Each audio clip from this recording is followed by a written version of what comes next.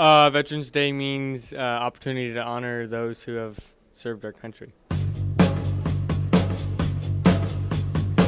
We get to support our veterans and all the things they do for us, like fighting wars and save our lives. It means being thankful and celebrating the people who fought for our country. To me, Veterans Day is a day of thanks for people who risk their lives for their country. It means showing love and support and care for our troops and veterans. Well, Veterans Day means to me a chance to honor people that gave their lives and have given a lot beyond that, and to defend our freedom. And it's pretty important to me. I didn't fight in any wars, but I deeply appreciate those that have sacrificed for that. So, I'd like to introduce Jack Newcomb. Good morning. Good morning, sir. So you served with the Navy, correct? I was 20 years in the Navy, yes, sir. Okay. 20 years, 1 month, 5 days. 16 hours, 2 minutes. But who's counting? But who's counting? Okay, so let's just start off. I'd like to ask what what Veterans Day means to you. Well, Veterans Day, for me, it's a time of remembrance. It's thinking about people that aren't here any longer, but mostly it's thinking about people that are here, because I've got friends from the Navy from 50 years ago, and we still remain in contact. We visit each other's homes, whenever we have a chance. Email has been very good for that. That we'd like to keep up with what everybody's doing. Yeah, I got really good friends in the Navy, and around Veterans Day, we all kind of get active again. We want to touch base, see what everybody's doing. Okay. So, and the ceremonies that we do, I'm very active in putting together the Veterans Day Parade downtown, and we always look forward to that, and the Redmond community is one of the best support communities for veterans that I can ever remember. And I've lived in, my mom had 21 different addresses for me in the military, so I had 3 pages in her address book. But Redmond community, when we have a parade or anything, walk downtown, as soon as they know that you're a veteran, wow, thank you for your service. People stand up, salute the flag. We always appreciate that, to show respect for the flag. I got to tell you, I grew up in Ohio, small town back there, knew most of the people. Redmond's got them all beat. So you mentioned you're from Ohio, but you joined the Navy. So Ohio isn't necessarily the most, maritime. Far from it. So could you explain why you chose the Navy? And then in 1964, President Johnson took us to war with Vietnam, and they started drafting people. And my older brother was 19, and he got his draft notice, and he didn't want to go in the Army, so he talked to the Navy recruiter, and the Navy recruiter told him, yeah, no problem, I saw you yesterday, just before you got your notice, and signed him up. And 2 weeks later, I'm a year younger, but I got my draft notice. I'll tell you, it was impartial. And I went down to see the same Navy recruiter, and he says, I'll give you the same deal as your brother. So then my brother had 2 very close friends, and when they saw that my brother was going into the Navy, they all decided to go with him. Okay, so 4 of us went to boot camp together, all from the same small town. I went to a destroyer out of Philadelphia, and 2 days after I got on board, the ship got underway, and we went down to South America. We cruised the Caribbean for a while, but then we went down to South America. And we went to Rio de Janeiro, and they have a big party down there. It's like Mardi Gras, only they call it Carnival. And Carnival is wilder than Mardi Gras, if you can believe that. But I was 19 years old, and I'm walking around looking at these good-looking women and not very many clothes and everything, and I'm thinking, holy mackerel, and they pay you to do this. So I was pretty well set. That's great. Okay, well, let me talk about Honor Guard a little bit. Okay. I'm the commander of the Honor Guard at VFW here in Redmond, and I'm here. This is my Honor Guard uniform. We like to dress up a little bit more. I believe that every veteran who dies deserves honors at his funeral. And any veteran in Central Oregon that dies, if they contact us, we can provide a rifle squad to fire 3 volleys. I have a bugler, which is unusual anymore, and hardly anyone plays a bugle. We have a live bugle. We'll fold the flag for them, present it. And we're very happy to do it. It's an honor actually to be asked to honor a veteran who has passed. And it's my passion now, and I'm very involved with it, and I like to think that they're very lucky to have me because I'm retired. I have all this time. This is what I commit my time to. That's my passion, is to provide that last level of honors for a veteran who's passed on. Okay. Well, thank you very much. This has been great. You're very welcome, and it's been a pleasure being here. I love your studio. Thank you. First off, I'd like to ask you, what does Veterans Day mean to you? Honor those that have served. More so, well, not to get it mixed up with Memorial Day, but to honor those that gave their full measure. Could you tell us your story a little bit, like where you came from, what branch you were in, how long you served, stuff like that? Sure. From Tacoma, Washington originally. My parents were from small towns in central Utah and moved up to Washington after World War II. I was born in Tacoma, went to school there, and enlisted in the Marine Corps in 1970, right then. You know, as soon as I was 18, I enlisted in the Marine Corps. I did some specialized training. I was cryptologic specialist. I was trained to put the special crypto devices on and maintain them on the aircraft. I was trained in electronic warfare, electronic countermeasures, and specifically to protect the airplane from missiles and radar detection. And I was also actively involved in bomb control systems and then the usual communication navigation systems on the aircraft. We installed I joined a squadron there, VMA 211, another old Marine Corps squadron, World War II vintage. Again, A4 aircraft. These were older than the ones that I was on in El Toro, but we got the ground control bombing system installed on the aircraft, and then I went out in the field with an officer. I carried the radio for him. He talked to the pilots, and we directed bombing while assigned to various units. So why did I enlist? Actually, wasn't that I didn't have a choice. I did. I had choices. But my friends, several friends that I grew up with in my neighborhood, had enlisted in the Marine Corps. Marines was one way to test myself, find out, did I have it? Did I have the right stuff? They were just like, you just weren't received well by people. Have you noticed, is there a change between then and now, how you were received? Most definitely a change. When we came back from Vietnam, one of the things we're counseled on was and this was towards the end of the war, obviously, 1973.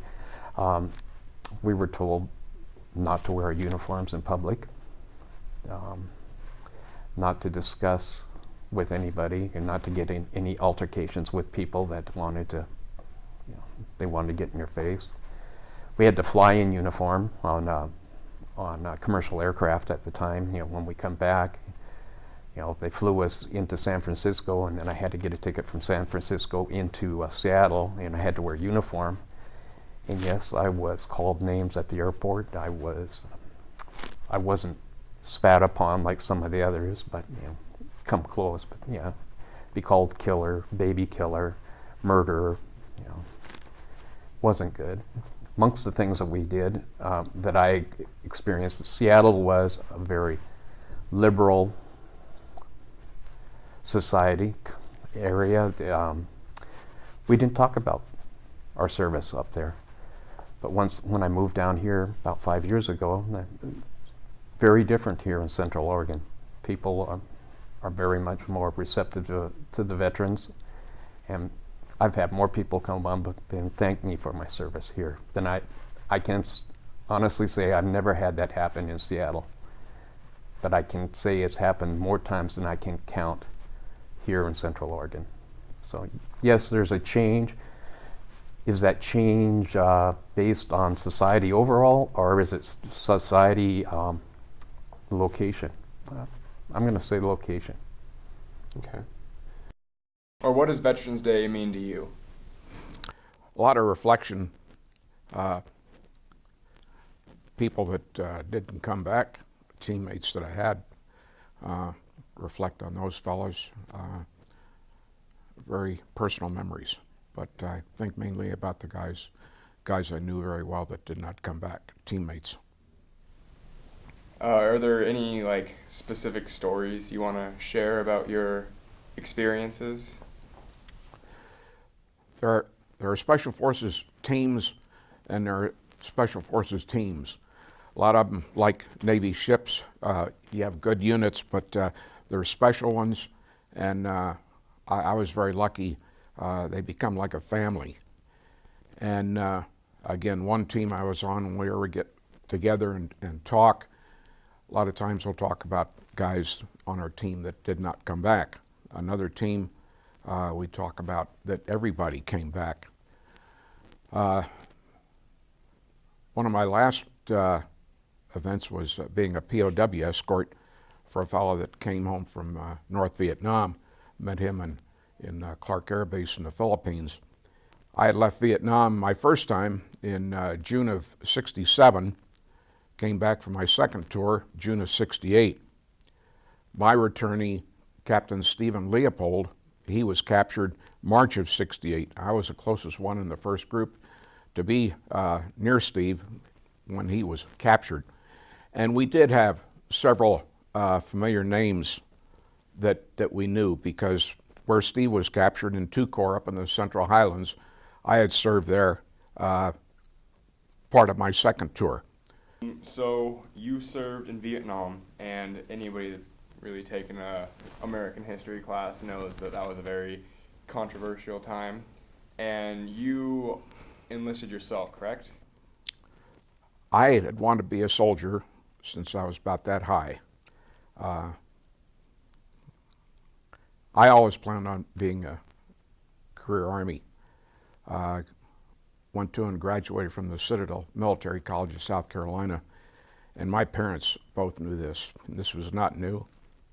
I went in the infantry, airborne, ranger. You go to war, it's kind of the final exam. And, but still, by that time, my dad had just recently passed away, about a year and a half prior to that. That still hit my mother very hard, but she knew it was coming. When you're military dependent, it's a lot of sacrifice. I got to say, one of the awards I feel we all received is living and being raised in this country. One of the big bennies about being in the military, regardless of service, you get to see how fortunate we are to live in this country. We take so many things for granted in this country. If there's a law enforcement issue, we pick up the phone, call 911. Most countries you go to, the cops are going to be the last people you're going to call. That's not so in this country. My first R&R, I went to Singapore back in 1966. Now, it's a long time ago, but regardless, as soon as I got off the plane, one of the things that the government in Singapore kept hammering, and you kept hearing day in and day out, you could drink water right out of the faucet. And, you know, we don't give a second thought to that here. The freedoms and rights we have, so many other countries, and countries that we think are modern, and they are modern in their ways, their technology, but as far as freedoms, and I'm sure Jack will agree, this is one of the benefits of being in the military, of appreciating our country that much more. I'd like to introduce Kelly Garcia. Hi. Hello, Kelly. I'd like to ask you, what does Veterans Day mean to you? Veterans Day is an opportunity to share your service if you're a veteran and to learn a little bit more about what it's like to serve for those who haven't. Okay. You just recently finished serving in 2010. So could you tell us like what your experiences were like fighting or being like more recent in the military? I think, well, I joined in '97. I was in for a total of 13 years, and it was a good experience. I was in a branch of service that has been integrated male and female for about 30 years, so it was no issue for gender. It was just a smooth transition, I guess. Could you tell us about like your rank and sort of just explain like what you had to do? Yeah, I was when I left, I was medically retired as a sergeant. I was an NCO, a non-commissioned officer, and I was a team leader.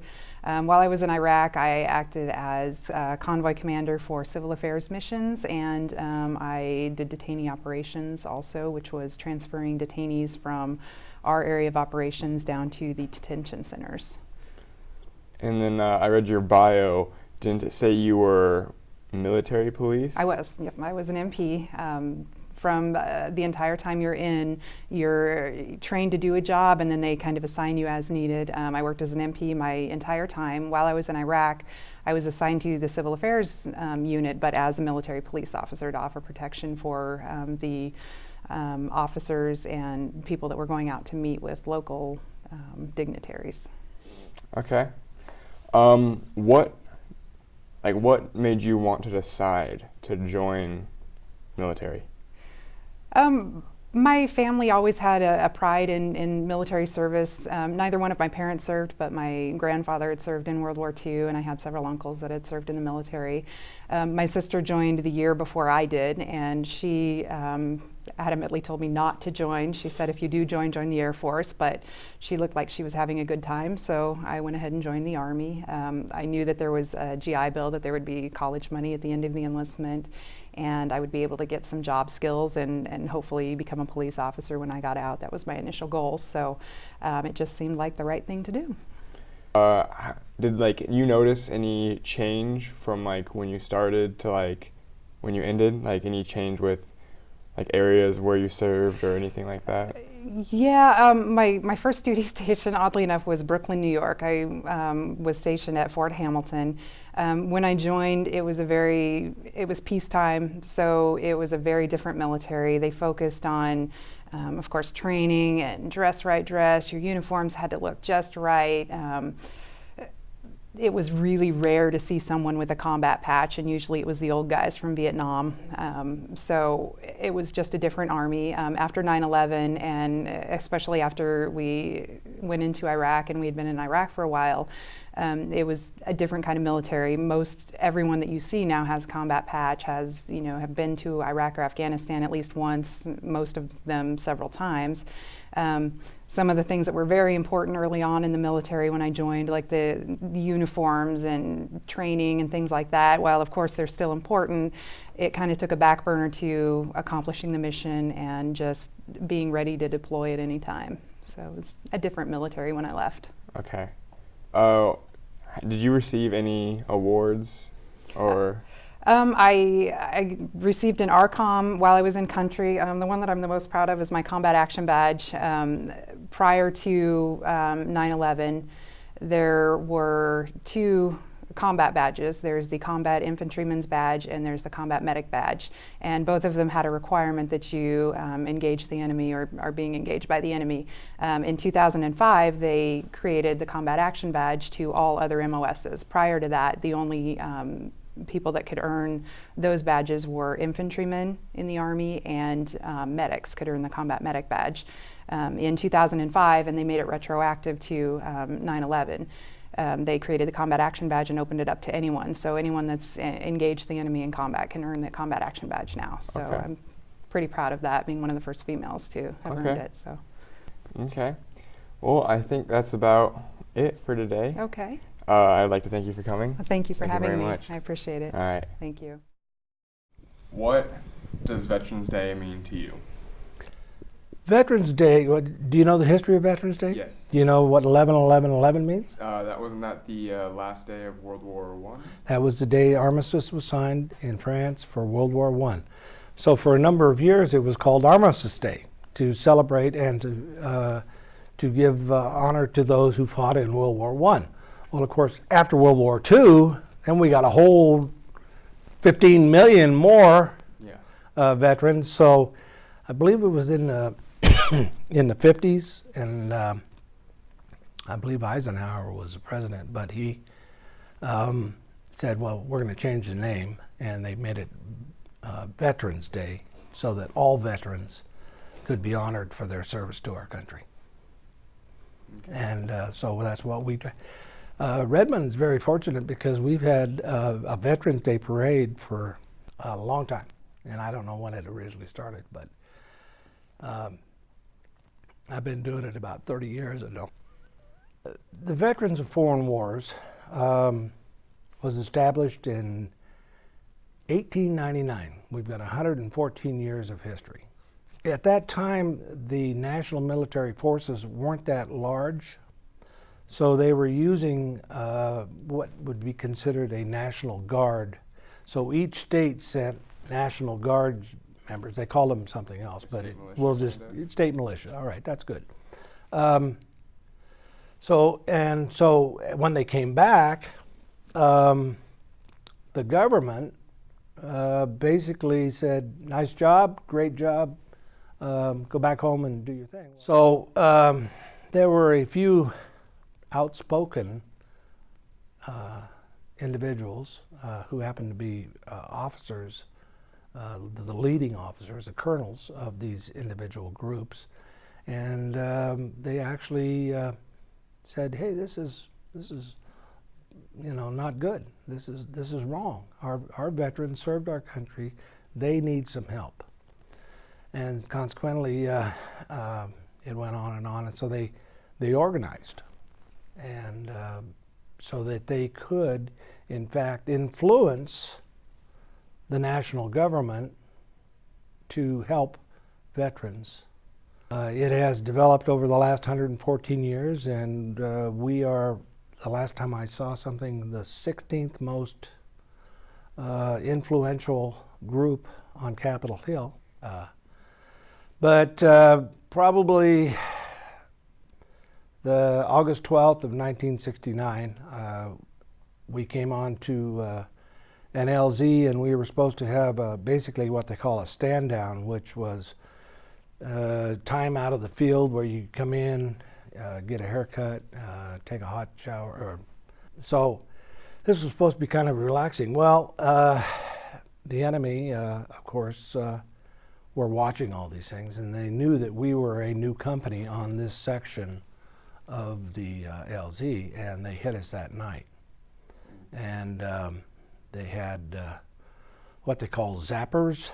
They were the enemy. They were dressed down, basically had nothing but a loincloth on, and they'd crawl through the wire.